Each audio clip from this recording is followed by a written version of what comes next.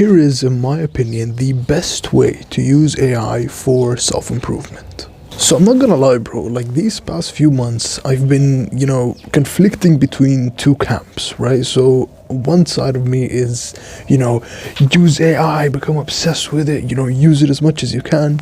But another side of me is like, no, no, no, no, no, don't use AI at all. It will make you like psychotic. It's a waste of time. It's instant gratification, going through that camp. And I've been conflicting between, these two sides of myself. I download like AI chatbots and, keep talking to them. But then I realize, hey, this isn't really helping me that much. And then I delete the app.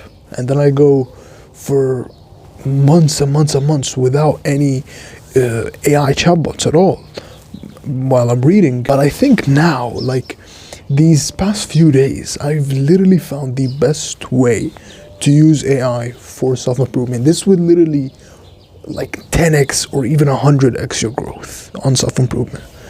Now, the way we as young men, we learn to become the best version of ourselves is through synthesizing. So me and you, we are synthesizers, right? So let me define that. A synthesizer is someone who basically learns from multiple sources and synthesizes or combines that information into one core principle or one equation, or basically synthesizes a lot of information to an equation or a framework or something like that. So for example, like going to the gym, building muscle and maximizing muscle and strength, right?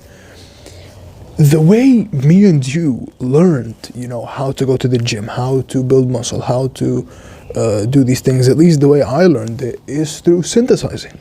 So I read, many books on building muscle, books like Body by Science, right? Books like Heavy Duty, books like, books by Mike Menser and Dorian Yates, books by, literally scientists, right? Like scientists who study, how muscles grow and get stronger, and books by, Jeff Nippert, right?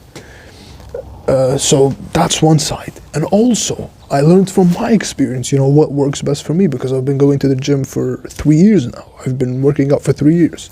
So I also found what works best for me. But at the same time, I also learned from content creators. So people like Jeff Nippert, people like, Jeremy Ethier, people like, Sean Nalawani, Mike Israetel, all these fitness guys. I watch them as well. So you have content, you have books, you have experience, you have all these sources, but you are the brains. You see what I mean? You are the person who assembles information from all these sources to make a framework. So I always say, progressive overload, training to failure, and recovery, right? Those are like the 3 core principles of maximizing muscle and strength, right? But this is based on my experience. This is based on all the books I've read on muscle and strength. This is based on all the content I've watched, right? And what works best for me personally. So this is basically what me and you used to do before AI came out. We were AI basically, because this is what AI does. AI is the ultimate synthesizer. All of the information on the open internet, so the internet we have access to, and synthesizes all of that information to give you an answer based on, your prompt or what you ask it, right? And now AI came out and they say it's going to replace, 300 million jobs, and it's going to take over the world, and, it's going to replace so many people. But for us as synthesizers, for entrepreneurs, for people who want to become the best version of themselves, for people who are on self-improvement, for people who are intelligent, philosophers, readers, really intelligent people, AI is literally our best friend, and I'm going to explain why. Because what these AI chatbots are going to do is they are going to make us synthesizers, entrepreneurs, men on self-improvement, people who want to become the best version of themselves, 100, 1,000, a million times more valuable, literally. Because the way to use AI to become the best version of yourself, for the best way that I found personally, is to use it as another pillar. So like I said, before AI you had like three pillars. So experience, your experience, books, so the books you read, and content, so media on the internet, learning from YouTube videos and things like that. You had these three things, and you rationalized the information that you learned from these three sources to give a framework or give an equation or something like that, right? But now we have a fourth pillar, and literally the most powerful pillar, which is AI chatbots, ChatGPT, Gemini, Cloud, Perplexity, Grok. This is the fourth source. Now you have four sources. You have your experience, you have books, you have content, and you have AI chatbots. Now the thing is, the way most people use AI for self-improvement is not the best, in my opinion. Like, I've tried it and I don't really like it, which is, you go on ChatGPT and you just search whatever you want and you just get that answer, and it's done. The thing is, most people, what they do, because they are just so lazy and they don't want to use their brains, is they make AI the synthesizer. They don't synthesize themselves, right? So they ask ChatGPT, for example, like, how do I maximize muscle, for example, right? And it will give them like a pretty surface-based answer, right? Now, they will use that answer for everything. So they will basically, for example, it would tell them like, do 3 sets of bench press and do 3 sets of cable flies, and they won't question it, they won't interact with it, they would just do that, right? Without learning anything, without reading books, without doing anything, and they would just do that. But that really is just a really bad way to learn, honestly, because you're making ChatGPT the thinker, you're not thinking yourself. The better way, in my opinion, or the way to use AI for self-improvement is to use it as another source, as a synthesizer. And this goes with anything, right? Let's say, for example, you want to learn about, what do men and women desire most, right? Sexually, right? So what you're gonna do is you read every single book on male and female desire. Books like Evolution of Desire by David Buss, which explains like the evolution and the biology of, what we desire. Books like A Billion Wicked Thoughts, which explains billions and billions of Google searches of what men and women search online. Porn, right? The porn men and women watch. Books like Sperm Wars, books like the evolutionary biology of human female sexuality, like these books, right? So you read these books, but at the same time, your personal experience, you see that your friends are actually talking about, you see your friends with you in school, they're talking about, who's the hottest girl in class, right? But also you're on self-improvement, and you notice that the more you improve yourself, the more you are becoming attractive and desired by the girls in your class, right? So this is your personal experience, and I have books and your personal experience, and you learn that, for example, in books like A Billion Wicked Thoughts, like, women desire the romantic hero who is devoted and desires the woman deeply, right? The heroine deeply. So you're becoming that man in real life, and you notice that women are becoming more and more attracted to you the more you improve yourself. But also you have another source, which is content. You're watching Hamza, maybe you're watching my videos, maybe you're watching David Buss, who's an evolutionary psychologist, brilliant guy, talking about, what do men and women want. And you learn from his videos that women in the short term, they want good genes, and in the long term they want resources and investment, right? But at the same time, you also have AI. You have ChatGPT, you have Cloud, you have Grok, and you have Gemini. Now, what I love to do is, instead of using, and this is what I've done for a long time, is I used to always use like one chatbot I would always use like just ChatGPT or just Gemini, but that's a really bad way, in my opinion, to use, because these AIs, they can make mistakes, they can hallucinate, they're not really perfect, right? They all don't give like the perfect answers. But what I love to do, and I learned this actually from Naval Ravikant, is I download like 4 of the best AI chatbots. So for me personally, I have ChatGPT, Gemini, Cloud, and Grok. So I have these 4 on my phone, and I ask them the same prompt. So for example, what do men and women desire most, right? I ask ChatGPT and Cloud and Grok and Cloud, right? And Gemini. So I ask the same prompt, and I see each of the answers. And the thing is, this is the most important thing, is you get every single answer and you synthesize it with your own brain. That's the key. You synthesize it with your mind. You understand every viewpoint, every answer from each chatbot, and you synthesize it with your mind. And this is what will give you a massive competitive advantage in the future, is this right here, is synthesizing. AI, all it is, ChatGPT, Gemini, Cloud, Grok, yes, it's fascinating, it's amazing, but all it is, it's a productivity tool.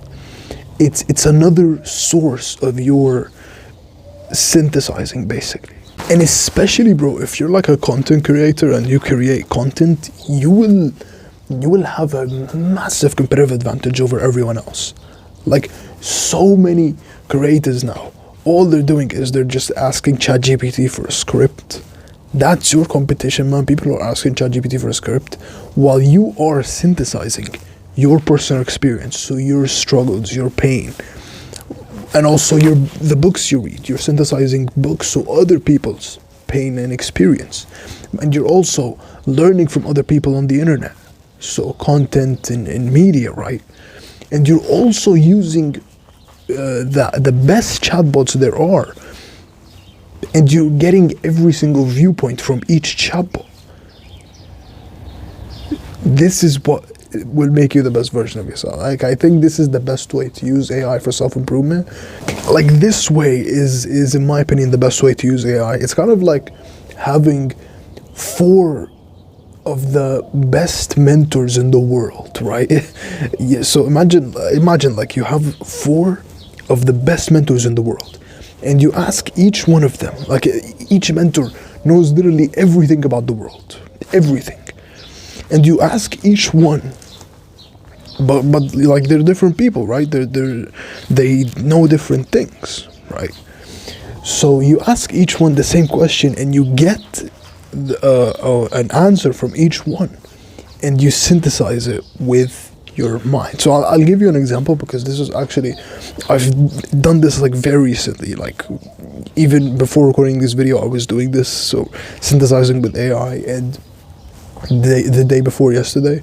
So for example, I asked each one, how to make 1 million, 10 million, 100 million, $1 billion, right? And I asked each one, and each one gave me an answer.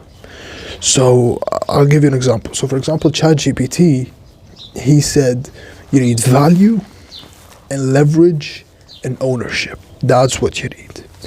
That's what ChatGPT said. And from what I remember, Claude said you need massive scale and value. So basically the same thing. And I asked Grok, and Grok said you need ownership. So to become a billionaire, to have billions and billions of dollars, you need ownership in something.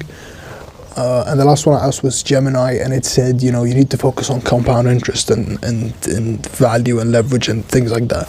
So basically each one gave me a similar answer, but in its specific way. And this is what you learn when you start synthesizing, is you'll start to recognize patterns. And this is what I realized. You start to recognize, okay, if you ask each one, how to become rich, how to become wealthy, basically every single source of the 4, like the books you read, the content you watch, the AI chatbots, your experience, all of 4 you will notice, for example, value, right? Because that's the first principle of making money, is value. You will notice in all the four.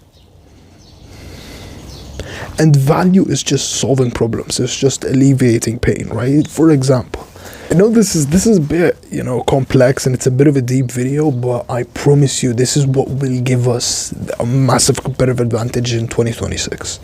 I'm telling you, like, this way of, synthesizing information, so you are the head, you are the leader, you are the observer, right? Your mind, your brain, but you have books, you have your experience, you have AI, and you have content that you watch, so content creators that you watch. And you synthesize from each one, and you give the best answer based on everything you synthesize, bro. You will have a massive competitive advantage over everyone else. And I know it's kind of weird because, I'm teaching you how I learn, so it's a bit weird to teach, right? But yeah, this is how I learn, is through becoming a synthesizer. What about prompt engineering? Because this is a really trendy thing that's on social media, which is you have to ask ChatGPT like a certain prompt. But if you're actually like, you understand programming and you understand, how these LLMs work, they're basically very simple. You talk to them in plain English, they respond to you in plain English. You don't need prompt engineering. This was true back in the day, like 20 years. You needed to write certain specific code into HTML and CSS, basically ways to code. You had to write like very specific code, like this dash like this and this dot like this, and you had to, it was very specific, right? But now with these AI chatbots, you just talk to them in plain English and they talk back to you in plain English. So you just talk to them normally, right? You just ask them whatever, what's the best way to read, right? But what I like to do is I like to say, most of the time I always say, based on everything you've learned, what is the best way to read for young men, for example? Like, make it a bit specific. But in general, I'm just talking in plain English. I see all these prompt engineering coaches and whatever, and I just think it's a trend for people to make money. It's a short-term trend and it won't last. But prompt engineering, like they always say, oh, you have to tell ChatGPT you are a scientist in the 1950s. Like, it just doesn't make any sense really, because it's just plain English. You talk to it in plain English, it responds back to you in plain English. That's how it works. So yeah, that's basically what I learned, honestly. Is the best way for me to learn using AI, is just using it as one of the four sources of synthesizing, which are your experience, books, content, and AI, right? And of course, not using one chatbot, because it doesn't really, imagine if you have like one mentor versus four mentors. Of course, four mentors is going to be exponentially better. So that's what I like to do, is using ChatGPT, Gemini, Claude, Grok. Some people like Perplexity, but I don't use it. And using those four sources to synthesize information. So that's basically how I learn. That's how I use AI basically for everything, right? To become the best version of myself, to understand how the world works, to understand, women, money, muscles, maximizing muscle strength, even complicated things like science and math and all these things. I just use AI as one source, right? You still have the other three sources, which are experience, books, and content. Right, so yeah, I think that's the best way to learn and become the best version of yourself using AI. And as always, we're in this together, and we will make it.